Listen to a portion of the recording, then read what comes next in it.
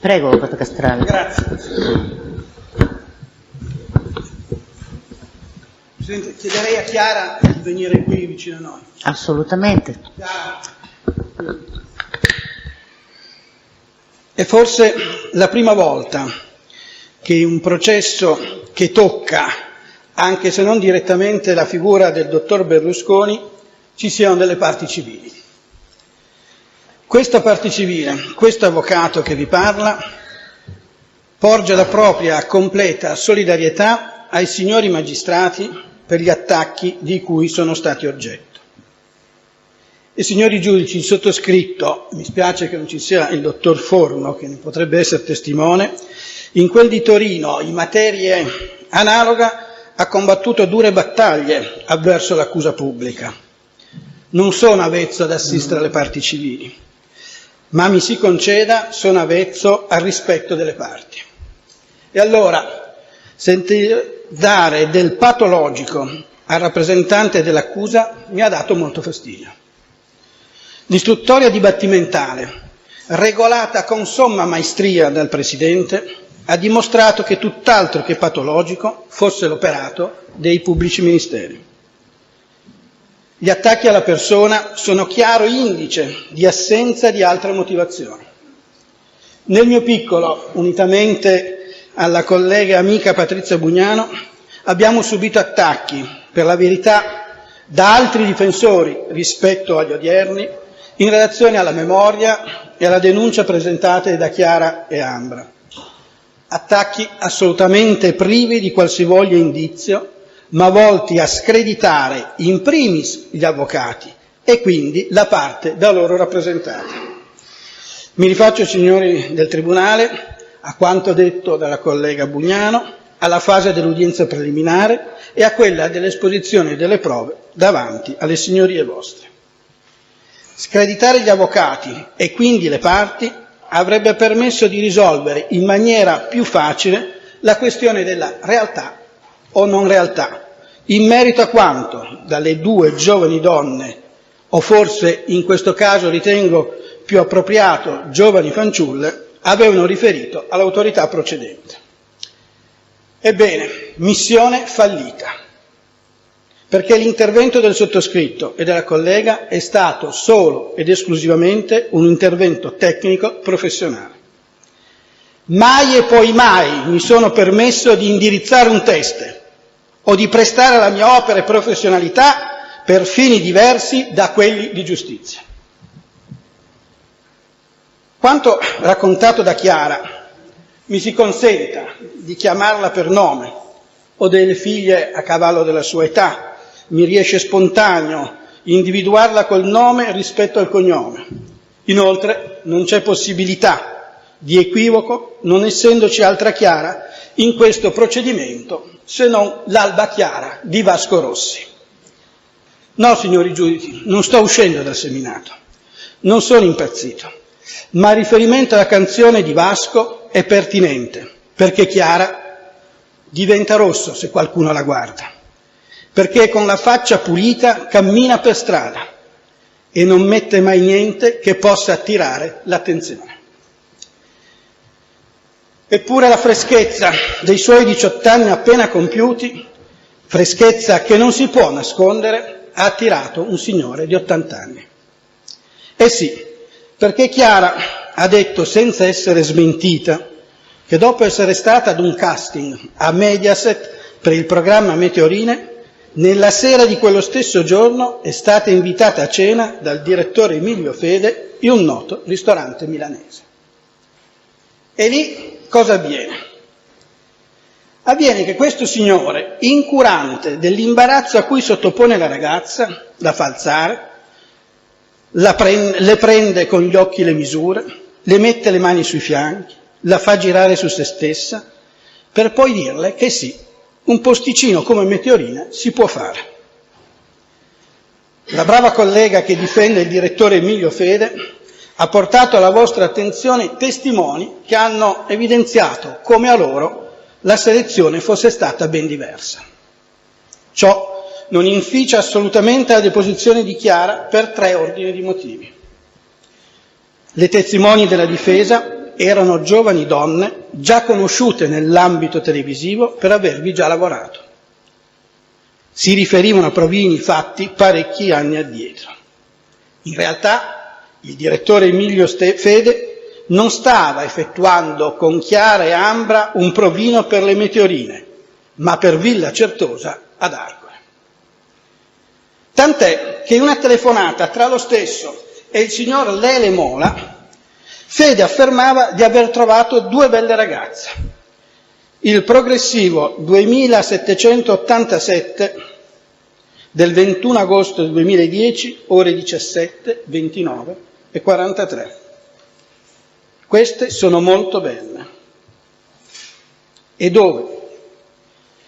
Con una certa eleganza dice: l'avessi visto prima col cazzo che andava a Forte dei Marmi, perché è arrivato con queste due splendide, Chiara, Ambra, mamma mia ragazzi, che belle.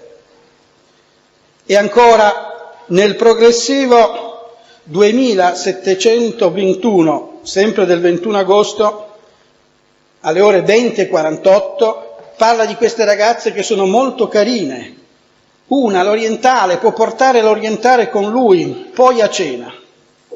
Infine Fede è talmente preso dalle ragazze che non va più a Forte dei Marmi, ma torna indietro a cenare con loro. Progressivo 2732, sempre del 21 agosto, alle 21:43. È una telefonata fra Lele Mora e Daniele Salemi.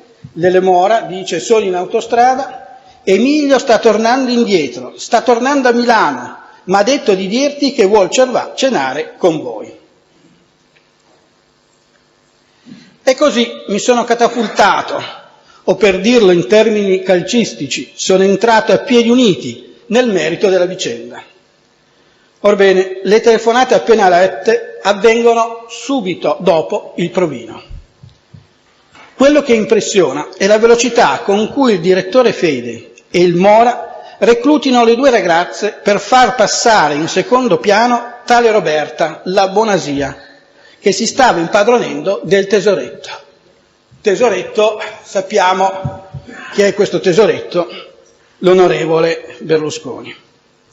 L'inversione a U che fa il signor Fede invertendo la rotta e tornando a Milano non è fatta perché ha timore che Chiara e Ambra firmino un contratto con la concorrenza, ma semplicemente e purtroppo più laidamente per meglio valutarle in vista del piano anti-Bonasia concordato con il Mora.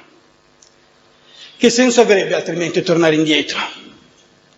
Ciò trova conferma nelle umiliazioni subite da Chiara al ristorante quella sera, l'alzarsi, il camminare, il girare, l'essere presa per i fianchi. Stavano, uso il plurale perché, signori del Tribunale, c'era anche Mora. Progressivo 2732, 21 agosto, ore 21:43. Telefonata intercorsa fra Lele Mora e Daniele Salemi. Cosa facciamo? Vieni anche tu? No? Lele: io sono in autostrada, come arrivo vi raggiungo. Chiude la telefonata, poi vi raggiungo. Quindi è lo stesso Mora che ci dice che va a raggiungere le ragazze al ristorante. Ho detto stavano valutando o, prendendo a prestito il termine usato dalla pubblica accusa, assaggiando la pasticceria, visto che il signor Fede, nella telefonata già prima citata, usa l'espressione bignè. Bisogna portare quel bignè domani sera. Era telefonata la numero 2 del progressivo 207 del 21 agosto alle ore 20, 43 e 13. Che tristezza, che tristezza. Ma com'è arrivata Chiara a quel ristorante? È arrivata tramite un certo Salemi, agente, o meglio, emissario di Mora, che seguiva Ambra. Chiara lo conosce perché e leggo quello che ha detto Chiara davanti a voi il 22 giugno del 2012, domanda del pubblico ministero. Lei lo conosce Daniele Salemi? Sì, lo conosco. Chi è? Che rapporto ha avuto con lei e con Ambra? La danese. Daniele Salemi mi ha notato al concorso di Miss Italia e mi contattò dicendomi che ero stata notata per entrare nell'agenzia di Lele Mora. Dicevo emissario di Mora, uomo di Mora, o come lo stesso Salemi si definisce, suo figlio. Anche queste mie affermazioni sono il frutto di ciò che le persone dicono, si raccontano in modo naturale, veritiero, semplice, parlando tra loro liberamente per il tramite del telefono. E infatti al progressivo sempre 27:32 del 21 agosto, ore 24, 43 secondi e 56, utenza intercettata Mora, si registra la telefonata tra il Mora e il Salemi, dove quest'ultimo dice a Mora: Salemi, hai visto tuo figlio Daniele che bella figura che ti fa sempre fare? Hai visto che roba? Ma il Salemi, che lavorasse per il Mora, si evince anche da altri bani intercettati. In questa telefonata appena richiamata, il signor Mora dà indicazioni a Salemi su cosa e come fare. Allora, adesso tu lo chiami, riferito a Fede, e gli dici: sono Daniele, direttore, mi dica dove vuole che ci troviamo, eccetera, eccetera. Eccetera, eccetera, lo dice, non lo dico io, lo dice il signor Mora. E ancora, ad esempio, il progressivo 128 del 28 agosto, utenza Mora, dove questa è una lunghissima telefonata, se non vado errato, più di 14 minuti, tra Mora e Fede. I due a un certo punto parlano di Daniele. È il Fede che introduce il discorso. Metto solo gli occhiali perché gli è piccolo. Fede dice: questo Daniele, Mora, bisogna prendere la gente con le pinze, lui è un bravo ragazzo. Sì, ma esagera. Sì, l'altra sera, piano piano, di nuovo Fede. Cosa ha portato? Poi urla, strepita, porta, poi chiama continuamente, chiamo questa, porto quell'altra, arriva questa. No, fa Mora, piano, Fede ancora. Io gli ho detto: tu sei amico di Lele, ma di lui ancora hai imparato poco. Fede: no, per dirti che ragazzo è pericolosino. È bravo, bisogna mettergli le briglie, Mora, a dosi, ma in maniera giusta. Hai capito? Bravo, simpatico. Poi quella sera io ero anche con Ricucci. Mora, è servizievole, ma va tenuto al di fuori, non va coinvolto. Fede: ecco, io ti do, Fede a Mora, io ti do la comunicazione a te. Tu non dici niente, però frenalo. Mora: piano, ho già capito, benissimo. Fede: è molto introfulore, oltre che, capito? E Mora: a piccole dosi. Poi, seguito da me, è un'altra cosa. E chiude Fede dicendo: infatti gli ho detto, scusa, ne hai parlato con Lele? Tu prima parla con Lele e fai esattamente quello che ti dice Lele. Orbene, non scopro l'acqua calda se dico che da questo resoconto dialogico emerge limpidamente come il Salemi sia uomo di Mora. Ancora nel progressivo dell'11 agosto, progressivo 1587, Bersaglio Mora, conversazione con Salemi. Leli: devi organizzare una cosa veloce, partire da subito, venire con la, Miss Torino e arrivare qui. 11 agosto, prima del 22 di agosto. Allora, vi è pieno riscontro all'ipotesi accusatoria per quel che riguarda la posizione del Mora. Dato sintomatico e logico del coinvolgimento del Mora, anche nella vicenda della mia assistita e di Ambra, è quella affermazione che il Salemi fa a Mora, che vi ho letto prima. Che bella figura ti faccio sempre fare. Che senso ha farla fare a un altro se fossero due entità distaccate, se Mora e Salemi non fossero uniti? Il Salemi lavora per Mora. Non è che costui faccia commenti contrari a quello che ha detto il Salemi in tutte le varie telefonate che abbiamo letto. Anzi, abbiamo visto che gli impartisce un ordine con le modalità di esecuzione. Quella eccetera, eccetera, che ho letto prima, la dice lunga sui rapporti tra i due, perché è chiaro che se fosse il Salemi un neofita non avrebbe alcun senso, mentre se parlano due persone ben consce di quello che c'è da fare, l'eccetera e l'eccetera ha un senso. Prima di addentrarmi nelle serate ad Arcore, volevo porre alla vostra attenzione il fatto che il direttore Fede, quando riceve Chiara ed Ambra in quel di Mediaset, offre subito un compenso per l'attività di Meteorine che avrebbero dovuto svolgere. Cioè, nessuna prova di dizione o di presenza davanti alla telecamera, ma subito i soldi. Chiara, infatti, dice: si presentò e disse subito a Daniele che andavamo benissimo, senza nemmeno farci parlare, né nulla. Poi ci fece accomodare, tipo in una sala, perché lui aveva degli impegni, e successivamente l'abbiamo incontrato e ci parlò del lavoro.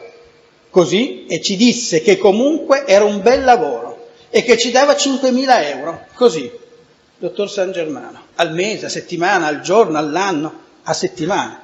5.000 euro a settimana a cada una, a persona? Chiara, sì. E infatti lui disse: non è tanto, lo so, però per incominciare siete giovani, va più che bene. Infatti stavo svenendo, ma vabbè. E poi niente, parlò con Daniele, non so cosa. L'amo con l'esca è buttato.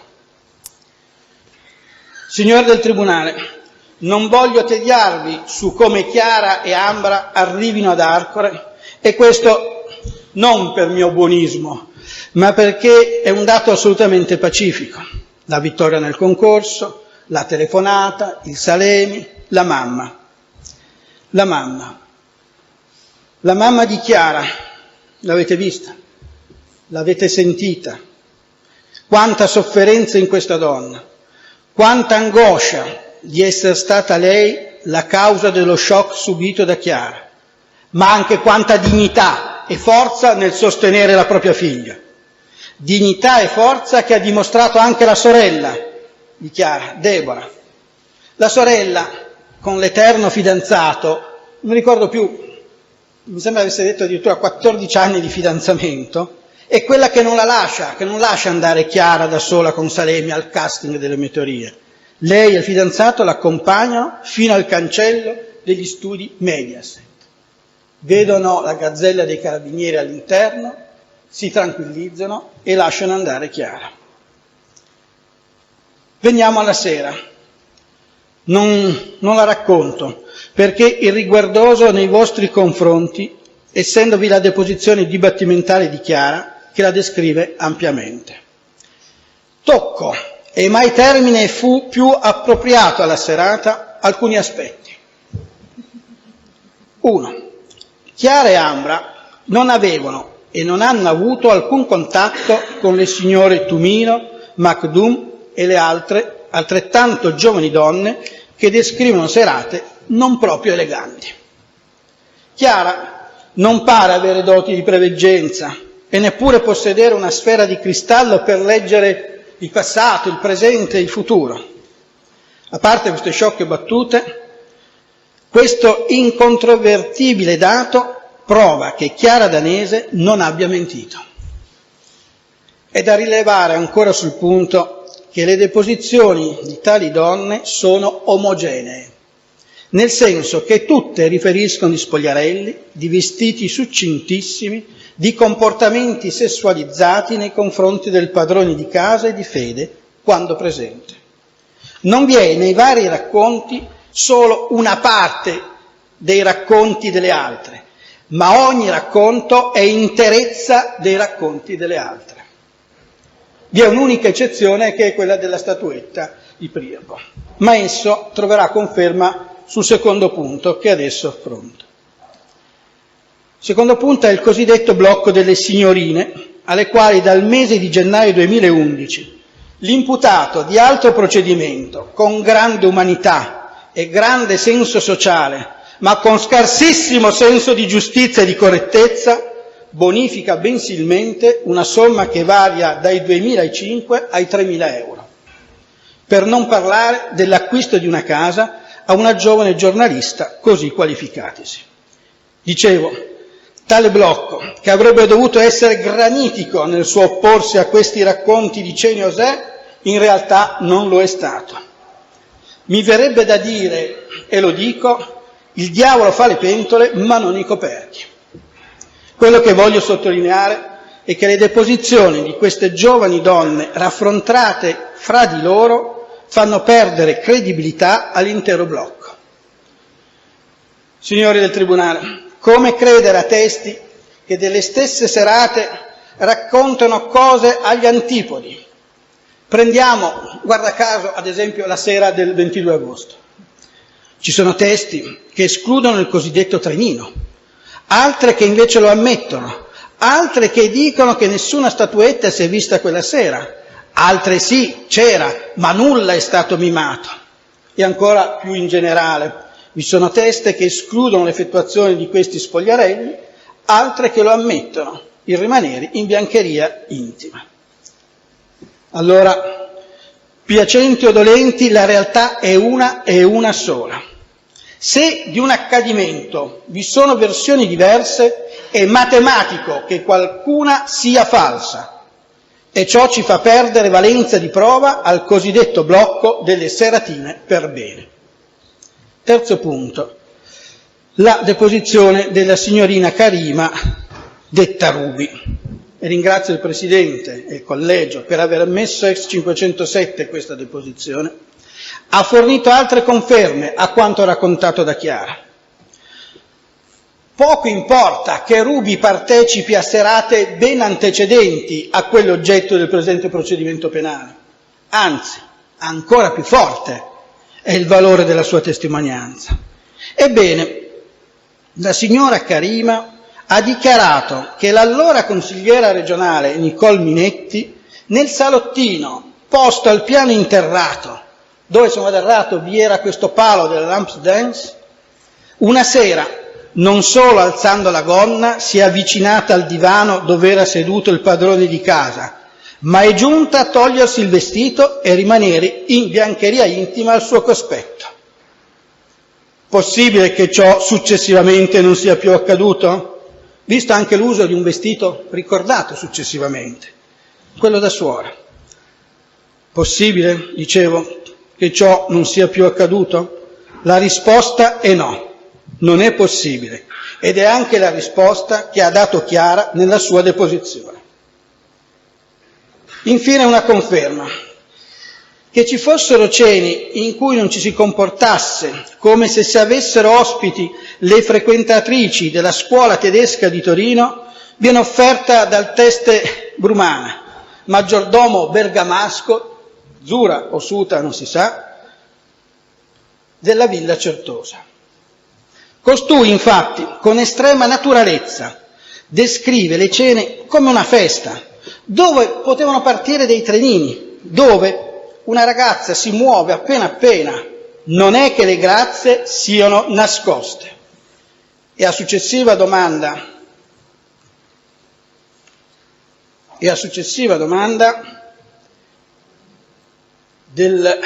domanda era la seguente: è mai capitato che qualche ragazza rimanesse senza reggiseno durante queste cene? Teste Brumana: no.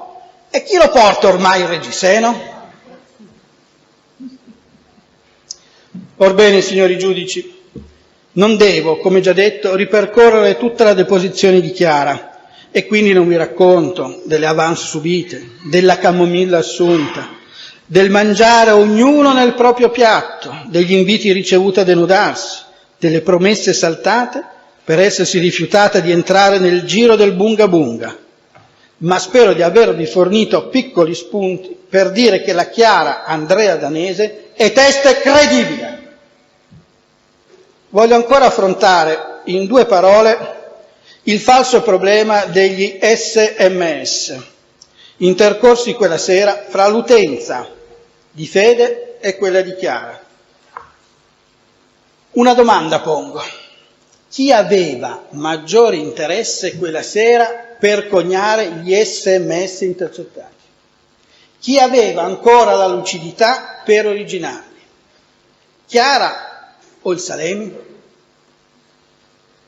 Se avrete la pazienza, lo scrupolo, e so che lo avrete, perché la vostra sarà una sentenza al di là di ogni ragionevole dubbio, se avrete la pazienza, dicevo, di raffrontare le parole, il contenuto dell'SMS delle ore 03:31 del 23 agosto, uscito dal cellulare in uso a Chiara, con le parole, il contenuto delle telefonate intercettate in cui parlano l'imputato Fede e Chiara, non avrete alcun dubbio che l'SMS non è frutto di Chiara.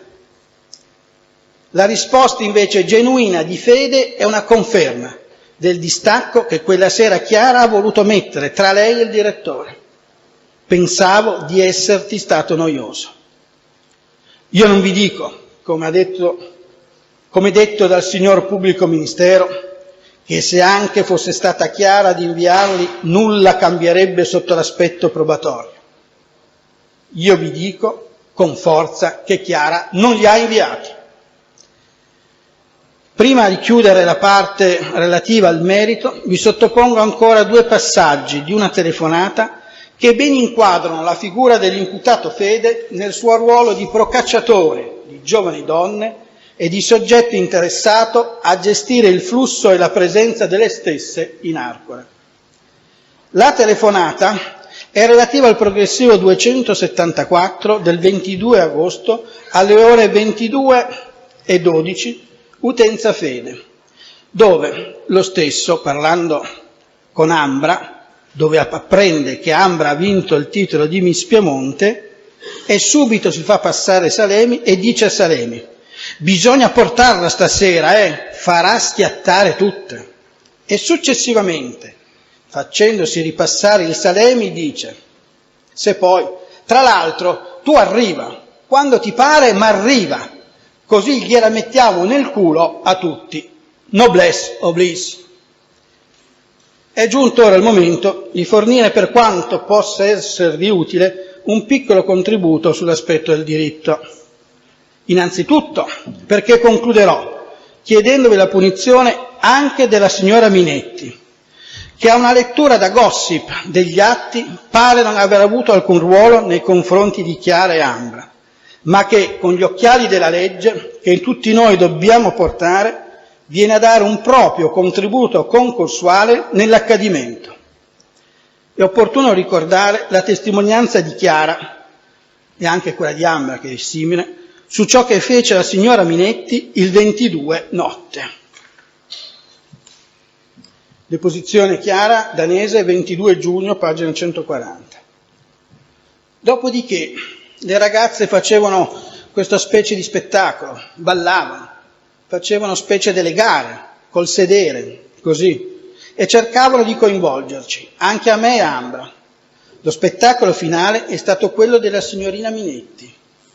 Appunto, quando si tolse questo vestito e rimase nuda.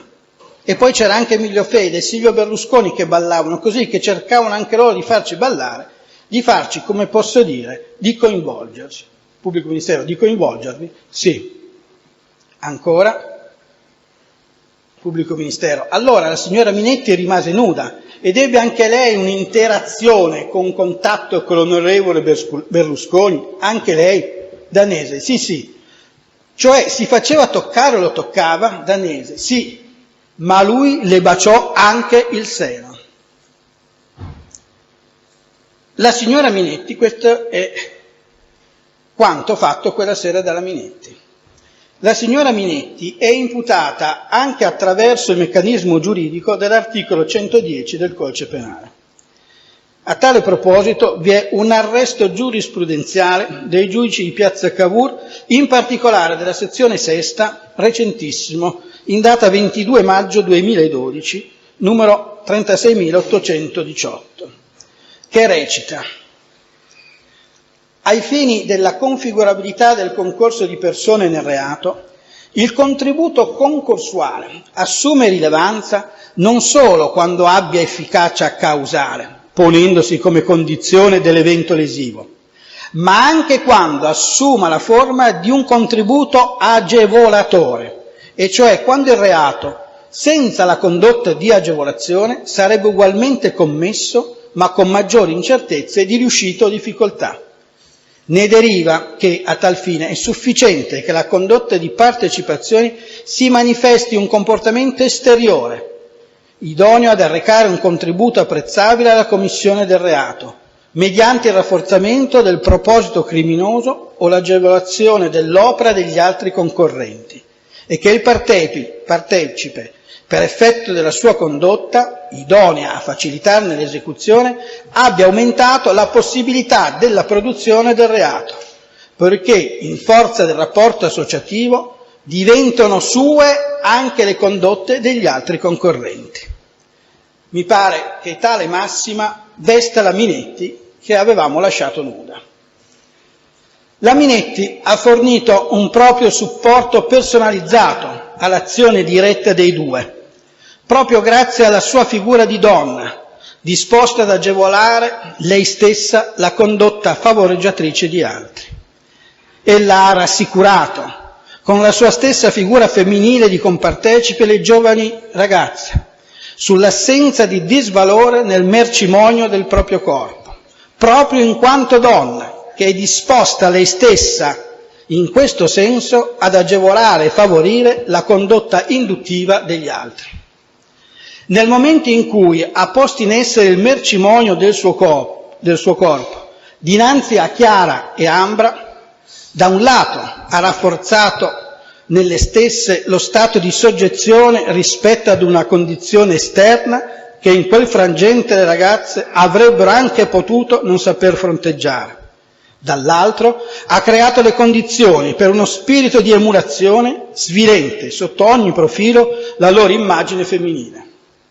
Il danno qui è diretto rispetto al diritto di autodeterminazione sessuale e alla libertà di scelta, in persone, ricordo che non da poco, maggiorenni, posto che l'adesione all'istigazione è stata indotta in quel frangente dalla stessa gestualità, dalla stessa condotta, della stessa istigatrice, ossia una donna in un contesto di assoluta dissolutezza, forse depravazione, che loro avrebbero potuto avere difficoltà ad affrontare da sole.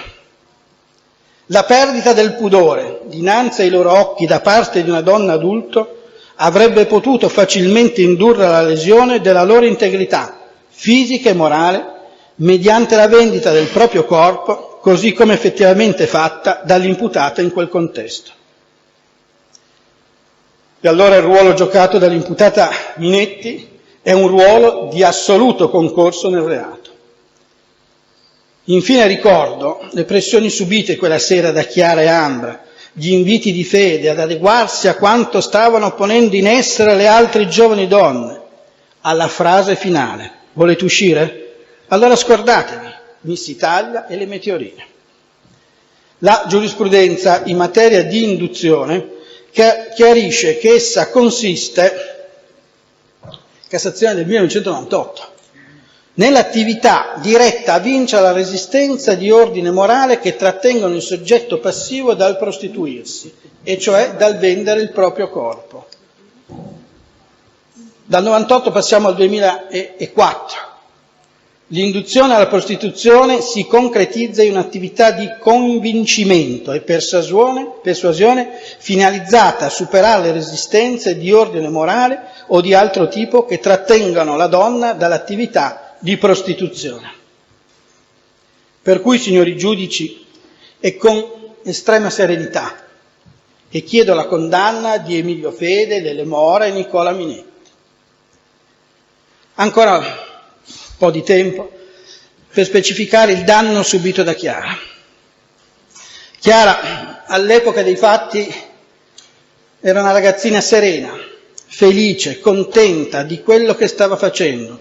Aveva un sogno, quello di entrare nel mondo dello spettacolo. Di fare le sfilate le piaceva molto. Le posizioni della mamma, 14 dicembre, pagina 43, della signora Gambino. Era una ragazzina semplice, di una cittadina di provincia ben lontana da quel mondo assai particolare in cui era calata la notte del 22 agosto, con dei solidi principi morali che le derivavano dalla famiglia. Lo stesso selezionatore Fede se n'era accorto. Quella ragazzina poteva rovinare la giostra hard di Villa Certosa. Il progressivo 355 del 24 agosto 2010, ore 12, 44 e 44, utenza Fede, è draconiano sul punto. Fede parla al telefono con Ambra, sta per chiudere la telefonata e dice: Fede, chiamami, perché almeno con te si parla. Lo so, fa Ambra. Fede, Chiara mi sembra di un altro mondo, lasciala stare. Sì, è timida, Fede, troppo per fare quello che c'è bisogno di fare. Capito? Gli fa. Chiara è contenta di essere di un altro mondo, di un mondo dove la persona nella sua interezza fisica e morale è rispettata, amata, odiata per quello che è. Certo che da allora la vita è cambiata, da ragazzina immagine con viso pulito ad escort, o come si dice ancora nei paesini, prostituta. Il sogno di entrare nel mondo dello spettacolo si è infranto. Trovare un lavoro diventa impresa ardua. Riferisce la sorella, 14 dicembre. Siamo entrati in questo negozio di trucchi. Le due commesse ci hanno riso in faccia. Infatti anche lì Chiara ci è rimasta male, perché appena l'hanno vista l'hanno riconosciuta e non hanno neanche guardato il curriculum. Da ragazzina, forse un poco colpevole di pensare che Arcore fosse un bar, a donna avvezza a vendere il proprio corpo, il salto è sicuramente notevole. Voi tutti avete potuto sentire la sofferenza uscire dalla deposizione testimoniale di Chiara. Voi tutti avete potuto vedere le lacrime uscire dagli occhi di Chiara, della mamma e della sorella. Voi tutti avete potuto constatare la tenacia e la fatica, non fisica ma dell'animo, sopportata da Chiara per avere giustizia. E allora, non lasciate, signori giudici, per usare un'espressione contenuta nel pamphlet La legge di Frédéric Bastiat, edito nel lontano 1850, dicevo, e allora non lasciate, signor giudici, che la legge compia essa stessa l'iniquità che aveva la missione di punire. Pertanto concludo chiedendo la punizione dei 3 imputati. Grazie.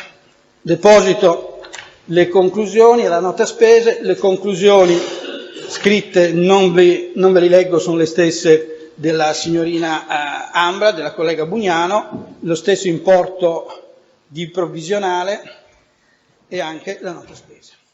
Va bene, grazie.